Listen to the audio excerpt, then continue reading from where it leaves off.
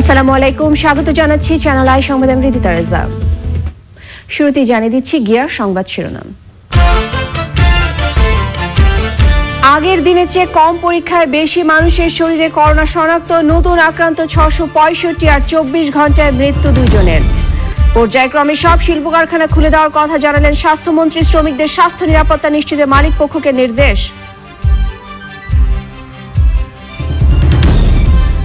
যুক্তরাষ্ট্রের হাসপাতালে রেমডেসিভির ব্যবহার শুরু, করোনার জরুরি ঔষধ হিসেবে উৎপাদনের অনুমতি দিল বাংলাদেশ। বাংলাদেশে পঙ্গপাল আক্রমণের আশঙ্কা নাকচ করে দিয়েছে FAO। আগামী মাসে ভারত পাকিস্তান সীমান্ত পর্যন্ত আসলেও ঝুঁকিমুক্ত বাংলাদেশ। এবং নিখোঁজে প্রায় 2 মাস পর উদ্ধার হলেও কারাগারের সাংবাদিক কাজল, ICT আইনের মামলায় শান অ্যারেস্ট।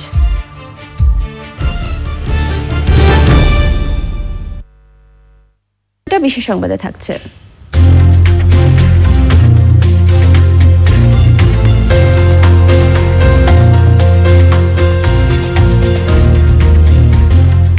বিশ্ব মুক্ত গণমাধ্যম দিবসের খবর।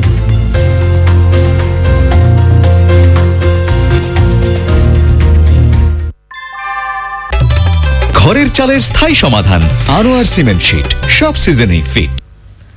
দর্শক, সংবাদ শিরোনামগুলো জানাচ্ছিলাম। এখনকার এই সংবাদ আয়োজন একই সঙ্গে চ্যানেল আই অনলাইনের লাইভ টিভি এবং চ্যানেল আই অনলাইনের ভেরিফাইড ফেসবুক পেজেও সরাসরি প্রচার হচ্ছে। একদিনে সর্বোচ্চ 665 জনের শরীরে করোনার সংক্রমণ শনাক্ত হয়েছে। নতুন শনাক্ত সহ দেশে এখন আক্রান্তের মোট সংখ্যা 9455, আরও 2 জনের মৃত্যু সহ মোট মৃত্যু 177। স্বাস্থ্য বুলেটিনে জানানো হয়েছে ক্লিনিক্যাল ম্যানেজমেন্ট কমিটির তত্ত্বাবধানে এখন পর্যন্ত 1063 জন সুস্থ হয়েছেন। চকর মালিথার রিপোর্ট। করোনা আক্রান্ত হয়ে দেশের বিভিন্ন হাসপাতাল এবং বাড়িতে যারা চিকিৎসাধীন আছেন তারা কিভাবে চিকিৎসা নিয়ে সুস্থ হবেন সেজন্য শুরু থেকেই কাজ করছে স্বাস্থ্য অধিদপ্তরের ক্লিনিক্যাল ম্যানেজমেন্ট কমিটি। তাদের নির্দেশনা মেনে হাসপাতাল এবং বাড়িতে থেকে চিকিৎসা নিয়ে এরই মধ্যে সুস্থ হয়েছেন অনেকে। মেট্রোপলিটন হাসপাতাল বাদে ঢাকা ডিভিশনের হাসপাতাল থেকে ছাড়া পেয়েছেন 272 জন, চট্টগ্রাম ডিভিশন হসপিটাল থেকে ছাড়া পেয়েছে 72 জন, রাজশাহী থেকে 2 জন, খুলনা থেকে 6 জন, বরিশাল ডিভিশন থেকে 29 জন, সিলেট থেকে 2 জন, ময়মনসিংহ ডিভিশনের 31 জন এবং রংপুর ডিভিশনের হসপিটালগুলি থেকে 25 জন সুস্থ হয়ে ছাড়া পেয়েছেন। এবং যদি আমরা হাসপাতালগুলি দেখি তাহলে কুয়েত মৈত্রী হাসপাতাল থেকে এ পর্যন্ত ছাড়া পেয়েছে 298 জন, কুর্মিটোলা জেনারেল হাসপাতাল থেকে 213 জন, ইনফেকশাস ডিজিজ হসপিটাল থেকে 8 জন, ঢাকা মহানগর হসপিটাল থেকে 38 জন এবং রিজেন্ট হসপিটাল থেকে 15 জন, সাজেদা ফাউন্ডেশন হসপিটাল থেকে 22 জন, রাজারবাগ পুলিশ হাসপাতাল থেকে 26 জন এবং লালকুঠি হসপিটাল মিরপুর থেকে 4 জন। 4টি হটলাইনে 24 ঘন্টায় করোনা সংক্রান্ত কল এসেছে 70,221টি। নমুনা সংগ্রহ করা হয়েছে 5,214 জনের। আগের দিনের কিছু সহ পরীক্ষা করা হয়েছে 5,368টি নমুনা। এর মধ্যে করোনার সংক্রমণ পাওয়া গেছে 665 জনের শরীরে। 24 ঘন্টায় মারা গেছেন 2 জন, হাসপাতাল থেকে সুস্থ হয়ে বাড়ি ফিরেছেন 8 জন। দেশে এখন করোনা ভাইরাসে আক্রান্তের সংখ্যা 9,455। হাসপাতাল এবং বাড়িতে চিকিৎসা নিচ্ছেন 8,392 জন। এ পর্যন্ত 1,063 জন বাড়ি এবং হাসপাতাল থেকে সুস্থ হয়েছেন। দেশে করোনায় মোট মৃত্যু 177, কোয়ারেন্টাইনে আছেন 67,739 এবং আইসোলেশনে 1,637 জন। আজকে সর্বাধিক 24 ঘন্টা শনাক্ত হয়েছে 665 জন এবং এ পর্যন্ত শনাক্ত হলো 9,455 জন। 2 জন মৃত্যুবরণ করেছেন গত 24 ঘন্টায় এবং এ পর্যন্ত তাহলে আমাদের মৃত্যু দাঁড়ালো 177 জন। সামাজিক দূরত্ব বজায় রাখা, সাবান দিয়ে হাত ধোয়া এবং মাস্ক ব্যবহার করা, করোনা যুদ্ধে এইসব অস্ত্র ব্যবহারের প্রতি গুরুত্ব দেওয়া হয় স্বাস্থ্য বুলেটিনে। চকর মালিথা, চ্যানেল আই, ঢাকা। স্বাস্থ্যমন্ত্রী জাহিদ মালিক বলেছেন, শ্রমিকদের স্বাস্থ্যসেবা নিশ্চিত করার পরই পর্যায়ক্রমে গার্মেন্টস শিল্প কারখানা খুলে দেওয়ার সিদ্ধান্ত নেওয়া হয়েছে। তিনি বলেছেন, শিল্প মালিকরা নিজ উদ্যোগে আইসোলেশন সেন্টার চালু এবং মেডিকেল টিম গঠন করবেন, আর পুরো কার্যক্রম কেন্দ্রীয়ভাবে মনিটরিং করবে সরকার। মোরসাইন বাবলা রিপোর্ট করছেন। করোনা পরিস্থিতির মধ্যে শিল্প ব্যবসা প্রতিষ্ঠান পর্যায়ক্রমে কিভাবে চালু রাখা যায় তা নিয়ে আলোচনার জন্য স্বাস্থ্যমন্ত্রীর সভাপতিত্বে সচিবালয়ে বৈঠক। তাতে বিকেএমইএ বিজিএম এর শীর্ষ ব্যক্তিরা ছাড়াও স্বরাষ্ট্র সচিব, পুলিশ মহাপরিদর্শক ও উচ্চ পর্যায়ের কর্মকর্তারা অংশ নেন। বৈঠকে সংক্রমণের ঝুঁকি কমানো, কিভাবে উৎপাদনের চাকা সচল রাখা যায়, কতটুকু ঝুঁকির মধ্যে এই মুহূর্তে বাংলাদেশ আছে তা নিয়ে আলোচনা হয়। বৈঠক শেষে স্বাস্থ্যমন্ত্রী জানান, শ্রমিকদের শতভাগ নিরাপত্তা নিশ্চিত করতে শিল্প মালিকদের নির্দেশনা দেওয়া হয়েছে। স্বাস্থ্য এই সেবাটা জানি আমাদের শ্রমিকরা পায়, তারা যেখানে কাজ করবে সেখানে যেন একটা মিনিমাম একটা ডিস্টেন্স মেনটেন করে কাজ করেন, তাদের পরিবহনটা যাতে সঠিক হয়, পরিবহনের মাধ্যমে সবচেয়ে বেশি আক্রান্ত হয়, তাদের থাকার জায়গা, খাওয়ার জায়গা, এই বিষয়গুলোর উপরে জানি গুরুত্ব তারা দেয়। পাশাপাশি তাদেরকে কোয়ারেন্টাইন সেন্টারের তাগিদ দেওয়া হয়েছে যে তাদের শ্রমিকরা যদি আক্রান্ত হয় তাহলে কোয়ারেন্টাইন সেন্টারে রাখে, সেই ব্যবস্থা জানি তারা করে। ঢাকা, গাজীপুর এবং নারায়ণগঞ্জ করোনার হটস্পট নিয়েও বৈঠকে আলোচনা হয়। এই তিনটি এলাকায় অবস্থান নেওয়া শ্রমিকরা কেউ অন্য কোনো জেলায় যেতে পারবেন না বলেও জানিয়েছেন স্বাস্থ্যমন্ত্রী। একবার যারা ভিতরে চলে আসছে, নারায়ণগঞ্জে যারা চলে আসছে, গাজীপুরে চলে আসছে, ঢাকায় চলে আসছে, তাদের এখানেই থাকতে হবে। এখান থেকে লকডাউন পিরিয়ডে যে পর্যন্ত এটার মানে আমাদের এই সংক্রমণ যে মতো না কমবে বা একটা পিরিয়ড যেটা নির্ধারিত হবে, সেই পিরিয়ড পর্যন্ত তাদেরকে অবশ্যই ওই এরিয়াতে থাকতে হবে। তাদেরকে আমরা বেরোবার জন্য বারণ করব। এবং কেউ যদি চলে যায় কোনো কারণে, আমরা সমস্ত জেলায় নির্দেশনা দিচ্ছি যে লিস্ট করে ফেলার জন্য যে কারা গার্মেন্ট শিল্পে বা অন্য শিল্পে কাজ করতে ঢাকা, নারায়ণগঞ্জ বা অন্যান্য জায়গায় এসেছে, তাদের তালিকা রাখবে স্ব জেলায়, এবং কেউ যদি যায় ফেরত তাকে কোয়ারেন্টাইনে নিয়ে যাবে। স্বাস্থ্যমন্ত্রী জানান, ফ্যাক্টরিগুলো নিজ উদ্যোগে শ্রমিকদের স্বাস্থ্য সুরক্ষায় মেডিকেল টিম গঠন করবে। প্রতিদিনের সর্বশেষ অবস্থার রিপোর্ট স্বাস্থ্য মন্ত্রণালয়ের মনিটরিং টিমের কাছে পাঠানোর নির্দেশ দেওয়া হয়েছে। মোরসালিন, বাবলা, চ্যানেল আই, ঢাকা। যুক্তরাষ্ট্রের বিভিন্ন হাসপাতালে করোনা ভাইরাসে আক্রান্তদের চিকিৎসায় রেমডিসিভির ব্যবহার শুরু হয়েছে। মানবদেহে করোনার বংশবিস্তার রোধ করে এই ঔষধ। এতে কোভিড-19 আক্রান্ত রোগী দ্রুত সুস্থ হয়ে ওঠবার হার অনেকটাই বাড়বে বলে আশা করছেন চিকিৎসকেরা। নিউ ইয়র্কে আরও 3 জন প্রবাসী বাংলাদেশি করোনায় মারা গেছেন। এই নিয়ে যুক্তরাষ্ট্রে মোট 193 জন বাংলাদেশির মৃত্যু হল। নিউ ইয়র্ক থেকে রাশেদ আহমেদের পাঠানো তথ্য, ভিডিওচিত্রে সাবিনা হাসানের রিপোর্ট। ইবোলা ভাইরাস থেকে রক্ষার জন্য 10 বছর আগে তৈরি হয়েছিল অ্যান্টিভাইরাল ওষুধ রেমডিসিভির। করোনা ভাইরাসের প্রায় কোনো ওষুধই কাজে না আসায় বিশ্বজুড়ে প্রায় 2.5 লাখ মানুষের মৃত্যুর পর গত শুক্রবার মার্কিন food and drug administration FDA এর অনুমোদনে জরুরি ভিত্তিতে ওষুধটি ব্যবহারের অনুমতি দেয় যুক্তরাষ্ট্র। রেমডিসিভির প্রয়োগে কোভিড-19 আক্রান্তরা 10 দিনের মধ্যে সুস্থ হন বলে জানান চিকিৎসকরা। এই করোনা ভাইরাসকে মানুষের শরীরে যখন ঢোকে তার বংশবিস্তারকে রোধ করে দেয় এবং অনেক ক্ষেত্রেই ভাইরাসটিকে দুর্বল করে দেয়।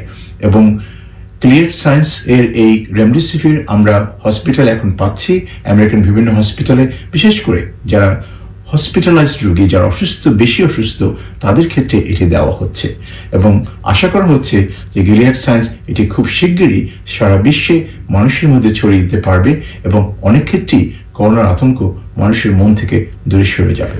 যুক্তরাষ্ট্র, জাপান, সাউথ কোরিয়া ও চীনের 1000 কোভিড-19 আক্রান্ত রোগীর ওপর এই ওষুধ ব্যবহারে আশানুরূপ ফল পাওয়ার কথা জানিয়েছেন গবেষকরা। তবে চিকিৎসকদের মিশ্র প্রতিক্রিয়াও আছে। কোভিড-19 পেশেন্টদের ব্লাডটা একটু থিক হয়ে যায়, সেই জন্য তাদের ক্লট ফর্মেশন হয় in the body, specially in the lung. সেক্ষেত্রে ব্লাড থিনারটাও কাজ করে। রেমডিসিভির মেডিসিন এই 2 থেকে 3 দিন হলো ইউএসএতে অ্যাপ্রুভ হলো, যেটা কোভিড-19 এর জন্য ইউজ করা যাবে। এটা দেখা গেছে যে রিকভারি টাইমটা মাচ ফাস্টার, কিন্তু there is no benefit on mortality. ভ্যাকসিনের উপর কাজ করা হচ্ছে, 102টা কোম্পানি কাজ করছে, এর মধ্যে 8টা কোম্পানি কাজ করছে মানুষের উপরে। এবং আশা করা হচ্ছে 9 থেকে 12 মাসের মধ্যে ভ্যাকসিনটা অ্যাভেলেবল হবে। যুক্তরাষ্ট্রে করোনা থেকে সুস্থ হওয়াদের রক্তের প্লাজমা সংগ্রহ করে আক্রান্ত রোগীদের প্রয়োগ করে ভালো ফল পাওয়া যাচ্ছে। শ্বাসকষ্ট হওয়া ব্যক্তিদের কিছু নিয়ম মানার সাথে উপর বা কাত হয়ে শোবার পরামর্শ দিয়েছেন বিশেষজ্ঞ চিকিৎসকরা। Sabrina Hasan, channel I. মার্কিন যুক্তরাষ্ট্র এবং যুক্তরাজ্যের পথ ধরে করোনা ভাইরাসের ঔষধ হিসেবে রেমডিসিভির উৎপাদনের অনুমতি দিয়েছে বাংলাদেশে। ঔষধ প্রশাসন অধিদপ্তরের মহাপরিচালক চ্যানেল আইকে জানিয়েছেন, প্রাথমিকভাবে বাংলাদেশের 6টি কোম্পানিকে করোনার জরুরি ঔষধ হিসেবে রেমডিসিভির উৎপাদনের অনুমতি দেওয়া হয়েছে। 2টি কোম্পানি চলতি মাসের দ্বিতীয় সপ্তাহে রেমডিসিভির বাজারে আনবে বলে জানিয়েছেন তিনি। চকন মালিথার রিপোর্ট। করোনা ভাইরাসের সংক্রমণ ছড়িয়ে পড়ার পর এর চিকিৎসা নিয়ে বিশ্বব্যাপী নানা পরীক্ষা নিরীক্ষা চলছে। একদিকে করোনা ভ্যাকসিন তৈরির উদ্যোগ, অন্যদিকে বর্তমান ওষুধগুলো থেকে কার্যকর কিছু বেছে নেওয়ার চেষ্টা।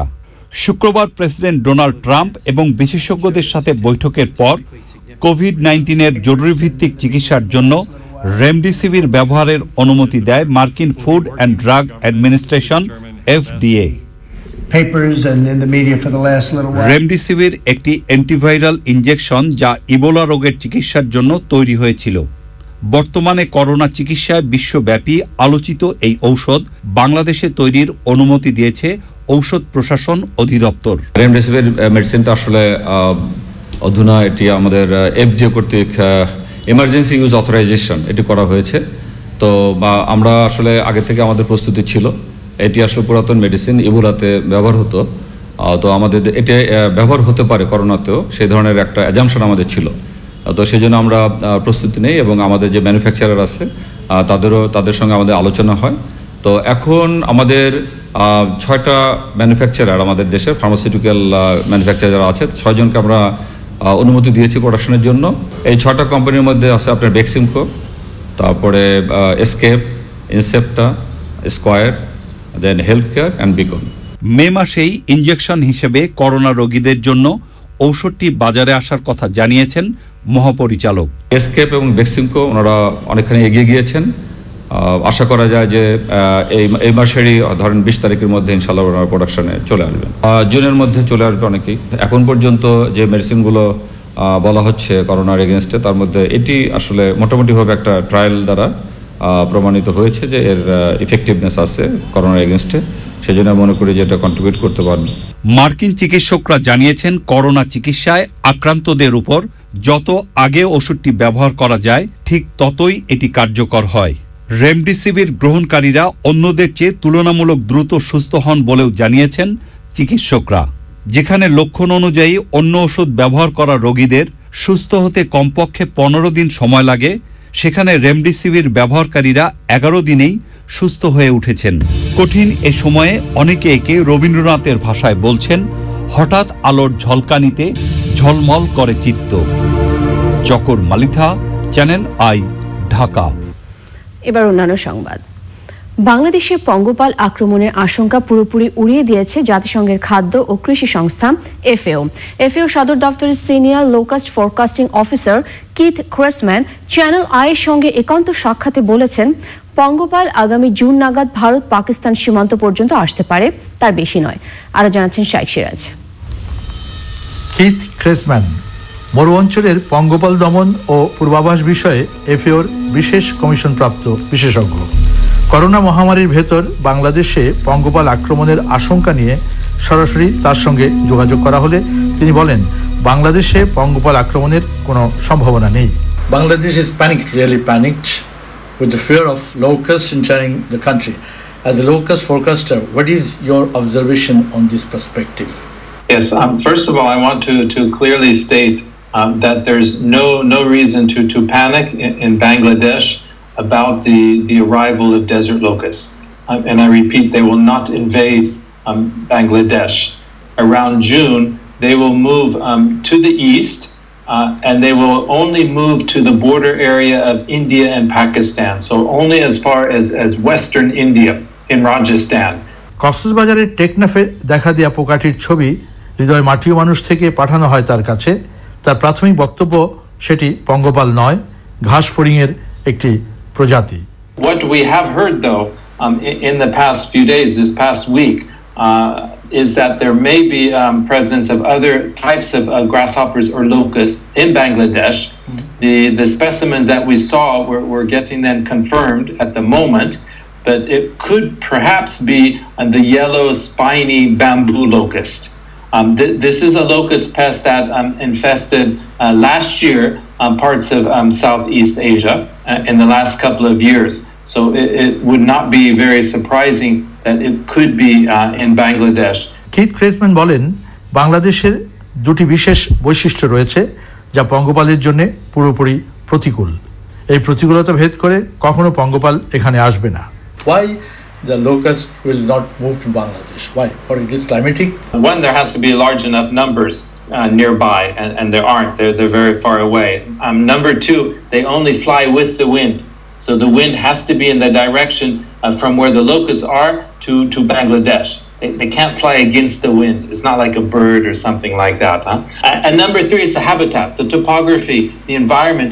It's not what the desert locusts like in Bangladesh. It's too wet. It's too green. কৃষকের ভুট্টা খেতে ফল আর্মিওয়ার্ম দমনের জন্য কীটনাশক ব্যবহারের পরিবর্তে হাতে লার্ভা ধ্বংসের পদ্ধতিটি অনেক বেশি কার্যকর বলে মনে করছেন কেইথ।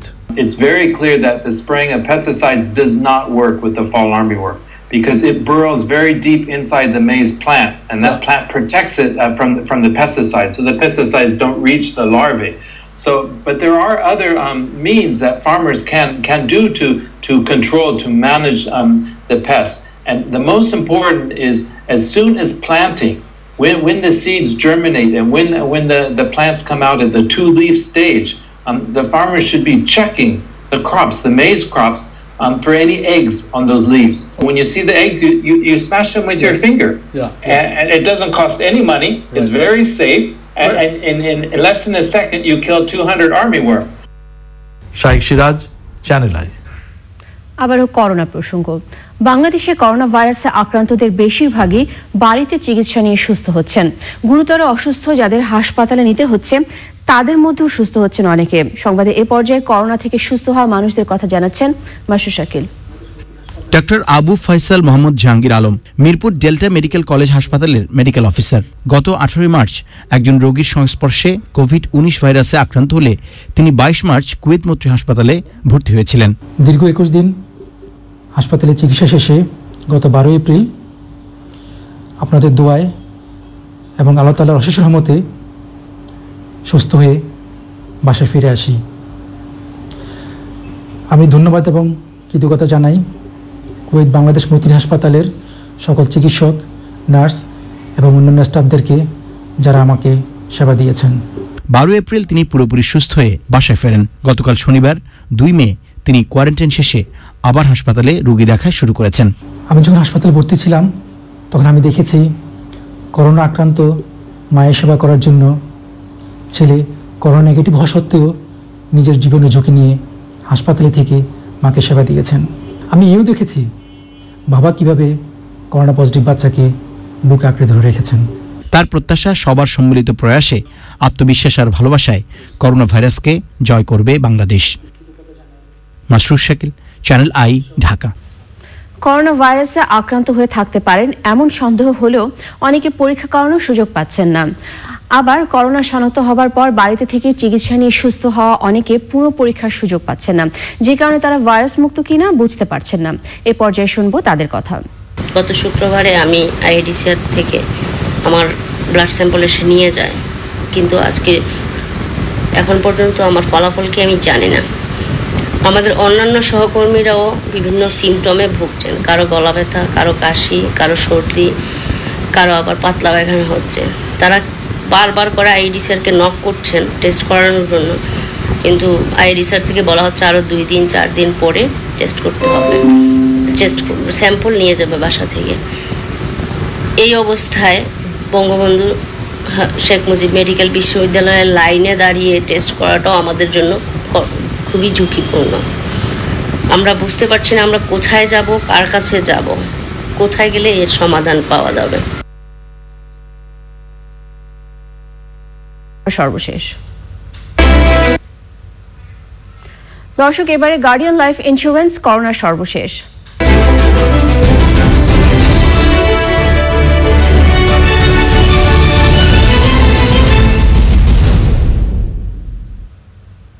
আমরা এখন কথা বলবো লুৎফুর রহমান সোহাগের সাথে। সোহাগ, আপনি তো চ্যানেলের বার্তা কক্ষ থেকে আমাদের সাথে যুক্ত হচ্ছেন। আপনার কাছে করোনা ভাইরাস নিয়ে সর্বশেষ কি তথ্য রয়েছে আমাদেরকে জানাবেন। রিদিতা, আপনাকে ধন্যবাদ। আজকে আমাদের হাতে 3 জনের মৃত্যুর সংবাদ এসেছে যারা করোনা ভাইরাসে আক্রান্ত হয়ে মৃত্যুবরণ করেছেন। এর মধ্যে নারায়ণগঞ্জে 2 জনের মৃত্যু হয়েছে। জেলায় আরও 25 জন আজকে নতুন করে করোনা ভাইরাসে আক্রান্ত হয়েছেন। এছাড়া ঢাকার কুর্মিটোলা হাসপাতালে আজকে ময়মনসিংহের একজন করোনা ভাইরাসে আক্রান্ত হয়ে মারা গেছেন। এছাড়া আমাদের কাছে দেশের বিভিন্ন স্থান থেকে স্বাস্থ্যকর্মী সহ যারা এই জরুরি মুহূর্তে সেবা দিয়ে যাচ্ছেন সেসব পেশাজীবীদের আক্রান্তের খবরও আসছে। এর মধ্যে মুন্সিগঞ্জে সিভিল সার্জন অফিসের 5 জন কর্মী সহ 46 জন আজকে করোনা ভাইরাসে আক্রান্ত হয়েছে। এছাড়া রংপুরে চিকিৎসক, নার্স, পুলিশ কর্মকর্তা, স্বাস্থ্য কর্মকর্তা সহ আরও 11 জন করোনা ভাইরাসে আক্রান্ত হয়েছে। ফায়ার সার্ভিসের 9 জন কর্মকর্তা ও সদস্য আজকে নতুন করে আক্রান্ত শনাক্ত হয়েছেন। এছাড়া হবিগঞ্জে নার্স সহ জন করোনা ভাইরাসে আক্রান্ত হয়েছেন। নীলফামারীতে 5 জন ব্যাংক কর্মকর্তার করোনা শনাক্ত হয়েছে। দিনাজপুরে স্বামী, স্ত্রী ও শিশুকন্যা সহ একজনের করোনা আক্রান্ত হয়েছে। রিদিতা, তো এই ছিল আজকে সর্বশেষ। ধন্যবাদ। এই সাথে নিচ্ছে অশোক লেলান জিফা দর্টস বিরতি পর অন্যান্য সংবাদের সাথে আরো জানিয়ে ফিরব। তার মানুষের সামনে কঠিন সত্য হয়ে সামনে চলে এসেছে এই সমীকরণ।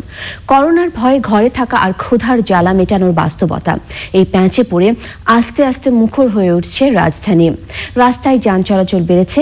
খুচরা বিক্রেতারা বলছেন নিত্যপণ্যের দাম লাগামের মধ্যে রাখা গেছে।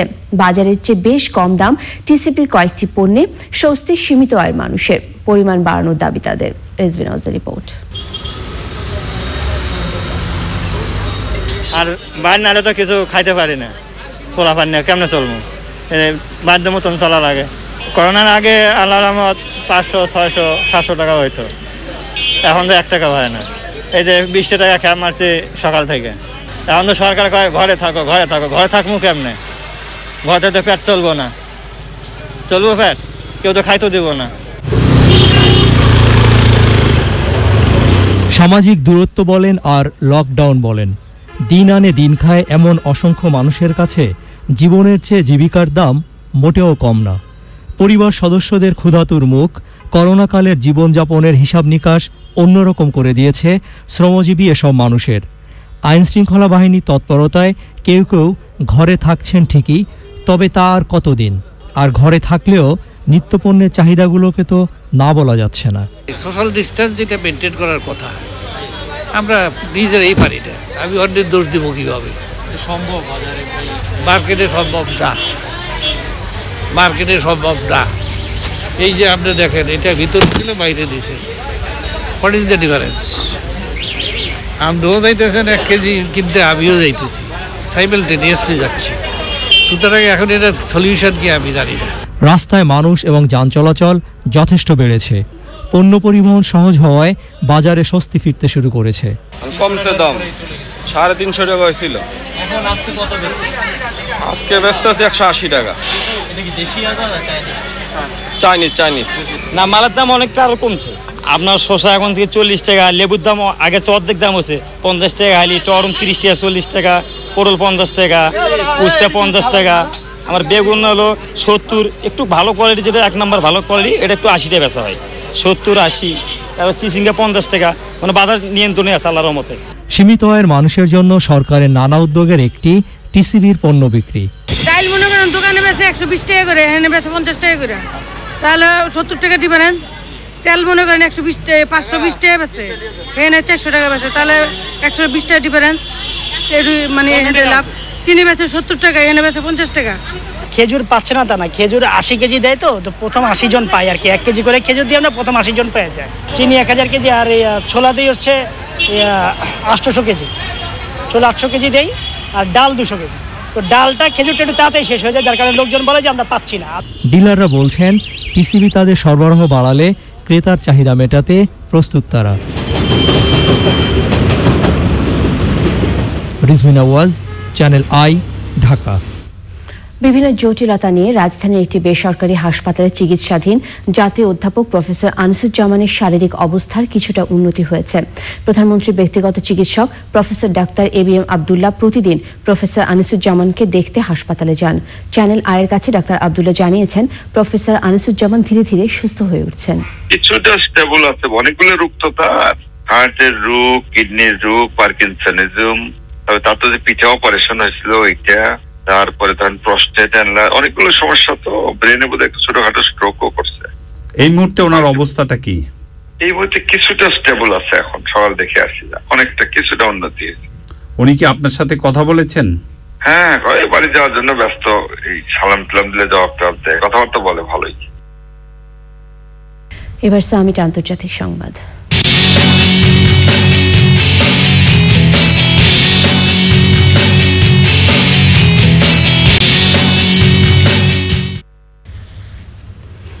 বিশ্বজুড়ে করোনা পরিস্থিতির উন্নতির পথে। ইউরোপ ও আমেরিকায় মৃত্যুহার কমছে। একবার করোনা ভাইরাসে আক্রান্ত হলেই যে ওই ব্যক্তি দ্বিতীয়বার আক্রান্ত হবে না এমন কোনো প্রমাণ পায়নি বিশ্ব স্বাস্থ্য সংস্থা। করোনা ভাইরাসে আক্রান্তের সময়টি খুবই কঠিন ছিল বলে অভিজ্ঞতার কথা জানিয়েছেন ব্রিটিশ প্রধানমন্ত্রী বরিস জনসন। করোনা ভাইরাসে আরো 2 বছর পর্যন্ত স্থায়ী হতে পারে বলে হুঁশিয়ার করেছেন মহামারী বিশেষজ্ঞরা। বিশ্বজুড়ে করোনা পরিস্থিতি নিয়ে সাবিনা হাসানের রিপোর্ট। করোনা মহামারীর ধকল কাটিয়ে স্বাভাবিক হতে শুরু করেছে বিশ্বের বিভিন্ন দেশ। পরিস্থিতি উন্নতি হওয়ায় যুক্তরাষ্ট্রের প্রায় অর্ধেক অঙ্গরাজ্যে লকডাউন শিথিল করা হচ্ছে। নিউ ইয়র্কেও মানুষ ঘরে থেকে বাইরে বের হচ্ছেন। তবে লকডাউন খুলে দেওয়ার সিদ্ধান্ত নিউ ইয়র্কের জন্য সঠিক নয় বলেছেন গভর্নর অ্যান্ড্রু কুমো। করোনা ভাইরাস থেকে সুস্থ হয়ে নিজের অভিজ্ঞতা জানিয়েছেন ব্রিটিশ প্রধানমন্ত্রী। বলেছেন, আইসিইউতে থাকা অবস্থায় তাকে জীবিত রাখতে চিকিৎসকরা লিটারের পর লিটার অক্সিজেন ব্যবহার করেছেন। মুহূর্তটি খুবই কঠিন ছিল, যা কখনোই অস্বীকার করা যাবে না বলেন বরিস জনসন। বুধবার পুত্র সন্তানের বাবা হয়েছেন ব্রিটিশ প্রধানমন্ত্রী। তাকে সেবা দেয়া লন্ডনের সেন্ট থমাস হসপিটালের 2 চিকিৎসকের প্রতি শ্রদ্ধা জানিয়ে এবং দাদা নানার নামে নিজ সন্তানের নাম রেখেছেন উইলফ্রেড লরি নিকোলাস জনসন। একবার কোভিড-19 আক্রান্ত হলেই যে ওই ব্যক্তি দ্বিতীয়বার করোনা সংক্রমণ থেকে রক্ষা পাবেন এমন কোনো প্রমাণ পায়নি বিশ্ব স্বাস্থ্য সংস্থা। তবে করোনা থেকে সুস্থ হলে সামান্য হলেও শরীরে রোগ প্রতিরোধ ক্ষমতা জন্মায় বলে জানিয়েছে সংস্থাটি। করোনা ভাইরাস আরও 18 মাস থেকে 2 বছর পর্যন্ত স্থায়ী হতে পারে বলে হুঁশিয়ার করেছেন মহামারী বিশেষজ্ঞ জন ব্যারি এবং মার্ক লিপসিচ। বর্তমানে চেয়ে ওই সময় পরিস্থিতি আরও খারাপ হওয়ার আশঙ্কা করছেন তারা। অভিনব উপায়ে স্বাস্থ্যকর্মী সহ করোনা যুদ্ধে কাজ করা সবার প্রতি শ্রদ্ধা জানিয়েছে ভারতের সশস্ত্র বাহিনী। ফাইটার জেটের মনোমুগ্ধকর ফ্লাইপাস্ট এবং হেলিকপ্টার থেকে ফুল ছিটিয়ে শ্রদ্ধা জানানো হয়। এছাড়া ন্যাশনাল পুলিশ মেমোরিয়ালে শ্রদ্ধা জানায় দেশটির সশস্ত্র বাহিনী। ভারতের ছত্তিশগড় হাইকোর্টের সাবেক বিচারপতি করোনা ভাইরাসে আক্রান্ত হয়ে মারা গেছেন। আরও 2 মাস জরুরি অবস্থার মেয়াদ বাড়াবে ফ্রান্স। এ বিষয়ে মঙ্গলবার দেশটির পার্লামেন্টে একটি প্রস্তাব উপস্থাপন করা হবে বলে জানিয়েছেন ফরাসি স্বাস্থ্যমন্ত্রী। করোনা যুদ্ধে কাজ করাদের সম্মানে আইফেল টাওয়ারে আলোকসজ্জা করা হয়। লকডাউন শিথিলের পাশাপাশি মসজিদ খুলে দিচ্ছে ইরান। নিষেধাজ্ঞা শিথিল করে 1 জুন থেকে প্রায় সব ব্যবসা বাণিজ্য চালুর ঘোষণা দিয়েছে সিঙ্গাপুর। করোনা প্রতিরোধে ব্রাজিল সীমান্তে আরও কড়াকড়ি আরোপ করেছে Paraguay. Sabrina Hasan, channel I. সিঙ্গাপুরে রোববার আরও 657 জনের করোনা শনাক্ত হয়েছে। এদের বেশিরভাগই ডরমেটরিতে বসবাসরত শ্রমিক, যাদের অধিকাংশই বাংলাদেশি। এ নিয়ে সিঙ্গাপুরে মোট আক্রান্তের সংখ্যা 18,000 ছাড়ালো। শনিবার সিঙ্গাপুরে করোনা আক্রান্ত হয়ে প্রথম এক বাংলাদেশির মৃত্যু হয়েছে। সিঙ্গাপুর থেকে আরও জানাচ্ছেন মুশফিকা তিতু। সিঙ্গাপুরে আজ রবিবার 657 জনের করোনা শনাক্ত হয়েছে। শনাক্তিত প্রায় সবাই ডরমেটরিতে বসবাসরত শ্রমিক, যাদের সিংহভাগই বাংলাদেশি। এ নিয়ে সিঙ্গাপুরে মোট আক্রান্তের সংখ্যা দাঁড়ালো 18,205 জন।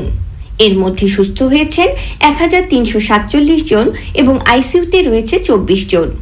গতকালকে সিঙ্গাপুরে করোনায় আক্রান্ত হয়ে প্রথম কোনো বাংলাদেশি মারা গেছেন। 47 বছর বয়সী এই বাংলাদেশির মৃত্যুর পর জানা গেছে যে তিনি করোনায় আক্রান্ত ছিলেন। শনিবার এ তথ্যটি নিশ্চিত করেছে দেশটির স্বাস্থ্য মন্ত্রণালয়। নিয়মিত প্রেস ব্রিফিংয়ে শনিবার দেশটির স্বাস্থ্য মন্ত্রণালয় জানিয়েছে সিঙ্গাপুরে করোনা পরিস্থিতি আগের তুলনায় অনেকটা নিয়ন্ত্রণে। কমিউনিটি সংক্রমণের হার কমছে, পূর্বে দৈনিক 23 জন সংক্রমণের হার নেমে 12 জন। এছাড়া কারোর সাথে সংস্পর্শ ছাড়াই সংক্রমিত হারের সংখ্যাও দৈনিক 14 জন থেকে 6 জনে নেমেছে। এই প্রেক্ষাপটে সরকারের পক্ষ থেকে আগামী 5 মে থেকে সিঙ্গাপুরের নাগরিকদের জন্য সার্কিট ব্রেকার শিথিলের সিদ্ধান্ত নেওয়া হয়েছে। 12 মে থেকে লন্ড্রি সার্ভিস, চুল কাটার দোকান, কেক ও আইসক্রিমের দোকানগুলি সীমিতভাবে খুলবে, কিন্তু দোকানে বসে নয়, কিনে এনে বাসায় খেতে হবে। বর্তমানে সার্কিট ব্রেকার 1 জুন পর্যন্ত থাকবে। সিঙ্গাপুর থেকে মুশফিকা মিতু। এবারে নিটল ডাটা বিশেষ সংবাদ।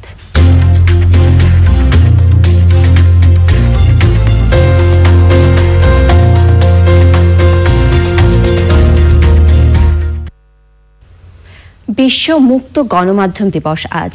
এবারের স্লোগান ভয় বা পক্ষপাতিত্ববিহীন সাংবাদিকতা। 1991 সালে ইউনেস্কোর 26তম সাধারণ অধিবেশনের সুপারিশ মোতাবেক 1993 সালে জাতিসংঘের সাধারণ সভায় 3 মেকে বিশ্ব মুক্ত গণমাধ্যম দিবসের স্বীকৃতি দেওয়া হয়। দিবসটিকে সাংবাদিকতার স্বাধীনতা ও মুক্ত গণমাধ্যম প্রতিষ্ঠার মৌলিক নীতিমালার অনুসরণ, বিশ্বব্যাপী গণমাধ্যমের স্বাধীনতার মূল্যায়ন, স্বাধীনতায় হস্তক্ষেপ প্রতিহত করার শপথ নেওয়ার পাশাপাশি ত্যাগী সাংবাদিকদের স্মরণ ও তাদের স্মৃতির প্রতি সম্মান জানানো হয়। দিবসটিতে করোনা নিয়ে ভুয়া তথ্যের বিরুদ্ধে সাংবাদিকরা অ্যান্টিবায়োটিকের মতো কাজ করছে বলেছেন জাতিসংঘের মহাসচিব অ্যান্তোনিও গুতেরেস। এক ভিডিও বার্তায় তিনি বলেন, করোনা মহামারী ছড়িয়ে পড়ার সাথে সাথে স্বাস্থ্য বিষয়ক ক্ষতিকর কিছু পরামর্শের ভুল তথ্যগুলো দ্বিতীয় মহামারীর জন্ম দিয়েছে। সেই সময় জনগণকে সঠিক সিদ্ধান্ত নিতে গণমাধ্যমের গুরুত্বপূর্ণ ভূমিকা তুলে ধরেন জাতিসংঘ মহাসচিব।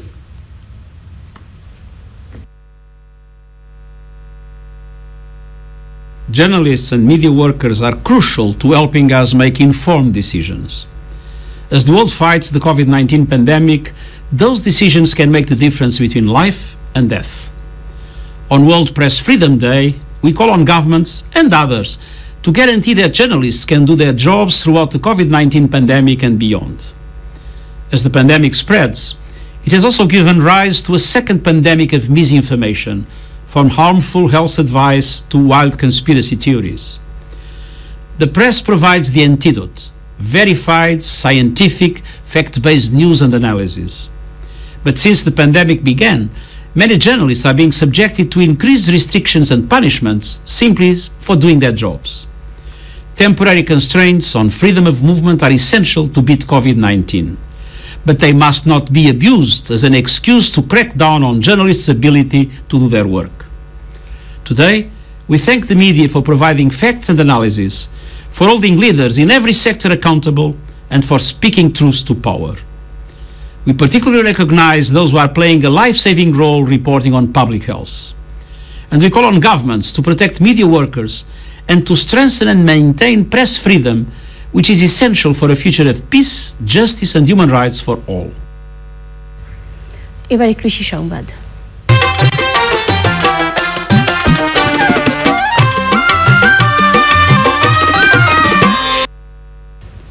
বাংলাদেশ কৃষি গবেষণা ইনস্টিটিউটের আলু গবেষণা কেন্দ্র উদ্ভাবিত মরক প্রতিরোধী উচ্চ ফলনশীল বাড়ি আলুর নতুন 5টি জাত আবাদ করে ভালো ফলন পেয়েছেন কৃষক। জাতগুলো চাষে আগ্রহী হয়েছেন তারা। যশোর থেকে আকরামুজ্জামানের পাঠানো তথ্য ভিডিওতে সুদীপ্তা মাহমুদের রিপোর্ট। আলু চাষে কৃষকের বড় সমস্যা লেট ব্লাইট বা নাবি ধসা রোগ। প্রতি বছর এই রোগে আলুর ফলন 25 থেকে 57 ভাগ কমে যায়। উচ্চ ফলনশীল বাড়ি আলুর 5টি জাত এই সংকট থেকে কৃষককে রক্ষা করবে আশা বিজ্ঞানীদের। বাংলাদেশ কৃষি গবেষণা ইনস্টিটিউটের কন্দল ফসল গবেষণা কেন্দ্র কর্তৃক যে 91টা জাতের এ পর্যন্ত আলু জাত উদ্ভাবন হয়েছে, তার ভিতর এই যে বাড়ি আলু 41, 37, 35, 36 এই আলুগুলি রোগ প্রতিরোধী এবং খেতেও সুস্বাদু। এই জাতগুলি বিভিন্ন রোগে সহনশীল, তাই কৃষকরা যাতে এই নতুন জাতের আবাদ করতে পারে এবং কৃষকরা দেখে শিখতে পারে, সেজন্যই আজকের এই মাঠ দিবসের আয়োজন। কৃষি বিভাগ বলছে নতুন জাতগুলো প্রচলিত অন্যান্য জাতের চেয়ে বেশি ফলনশীল ও রোগ প্রতিরোধী। জাতগুলো কৃষক পর্যায়ে ছড়িয়ে দিতে নানা উদ্যোগ নেওয়া হয়েছে। কৃষকও যথেষ্ট আশাবাদী। আগে যে আলুগুলো ছিল মড়ক রোগে আক্রান্ত হতো, এখন আর এই যে আলু, এই আলুতে যেহেতু মড়ক প্রতিরোধী সেহেতু এটা রোগ আক্রান্ত হচ্ছে না, তাতে আমরা চাষিরা অত্যন্ত উপকৃত হচ্ছি। এই ধরনের আলুর জাত পালি আমরা আরো বেশি বেশি করে লাগাবো বলে আশা করি। আমরা চাচ্ছি যে কৃষি গবেষণার মাধ্যমে আলু আমাদের কৃষকদের মাধ্যমে যেন প্রতি বছরই লাগানো, আমরা যেভাবে লাগাইছি এইভাবে যেন কৃষকের মাধ্যমে এই বীজগুলো কৃষকের হাতে হাতে পৌঁছে দেয়। গবেষণা কেন্দ্রের পক্ষ থেকেও নেওয়া হয়েছে মাঠ দিবস সহ নানা কর্মসূচি। Sudipta Mahmud, channel I. এখন দেখবেন প্রকৃতি সংবাদ।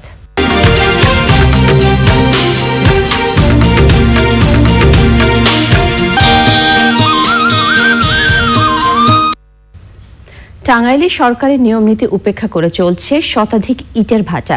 সরকারি বিভিন্ন দপ্তরে কর্মকর্তাদের ম্যানেজ করে এসব ভাটা চালানোর অভিযোগ রয়েছে। লকডাউনের মধ্যে এসব ভাটা চলছে। মুসলিমউদ্দিন আহমেদের রিপোর্ট। টাঙ্গাইলে মোট 256টি ইটের ভাটার মধ্যে 86টির অনুমোদন রয়েছে, আর 163টি ভাটা চলছে হাইকোর্ট থেকে নির্দেশনা এনে। বাকি ভাটাগুলোর কোনো কাগজপত্র নেই। বেশিরভাগ ইট ভাটা জনবসতিপূর্ণ ও শিক্ষা প্রতিষ্ঠানের পাশে গড়ে উঠেছে। পরিবেশ দূষণ করার পাশাপাশি এসব ভাটা জমির ফসলও নষ্ট করছে। বিশাল বড় সমস্যা হলো ইট ভাটা হচ্ছে কালো ধোঁয়া। ঠান্ডার কাছে তো আছেই, নাক দিয়ে কালো ধোঁয়া গেলে এই সমস্যা হয়। ইটের ফাঁকি এবং ধোঁয়ায় ভরে যায়, এখন ক্লাস করতে পারে না এবং পরিবেশের চরম বিঘ্ন করতেছে। এরা ধুলা উড়াইতেছে। এইভাবে দেখা যায় যে আমাদের যে এখানে পরিবেশ, এই পরিবেশে যে সমস্যাটা, এটা ইট ভাটার জন্য আমরা খুবই সমস্যার মধ্যে এখানে দিনাতিপাত করতেছি। এখানে মরিচের যে চাষ করা হয় এখানে মূলত এই মরিচটা আলো এবার হয় নাই এবং বিগত দিনেও এটা ব্যাপকভাবে ক্ষতিগ্রস্ত হয়েছে। ইটভাটার ব্যাপারে জেলা প্রশাসনের পক্ষ থেকে সবসময় বলা হয় অবৈধদের বিরুদ্ধে অভিযান পরিচালনা করা হচ্ছে। পরিবেশের বান্ধব অবস্থা রয়েছে এবং পরিবেশের কোনো সমস্যা না হয় সেসব ক্ষেত্রে আমরা সাধারণত লাইসেন্স দিয়ে থাকি এবং দেওয়াটা ত্বরান্বিত করে থাকি। অবৈধতে আমরা মোবাইল কোড করে বন্ধ করে দিই সেগুলো। যখনই আমরা জানতে পারি এরকম ঘটনা কোথাও ঘটেছে, সাধারণত ইউনিটদেরকে ইনস্ট্রাকশন দেওয়া থাকে, তো আমাদের জেলা প্রশাসনে একজন ম্যাজিস্ট্রেটকে অ্যাসাইন করে দেওয়া থাকে ইটভাটার মোবাইল কোডের জন্য, এবং তিনি জেলা প্রশাসন থেকে যত দূরেই হোক সমস্যার ক্ষেত্রে আমরা এখান থেকে ম্যাজিস্ট্রেট পাঠাই এবং অনেক সময় পুলিশও এখান থেকে পাঠানো হয়। সনাতন পদ্ধতির বদলে পরিবেশ বান্ধব ইটের ভাটা করার আইন করা হলেও অধিকাংশ ক্ষেত্রেই তা মানা হচ্ছে না। টাঙ্গাইল থেকে মুসলিমউদ্দিন আহমেদ, চ্যানেল আই। এবারে পপুলার লাইফ ইন্স্যুরেন্স বাণিজ্য সংবাদ।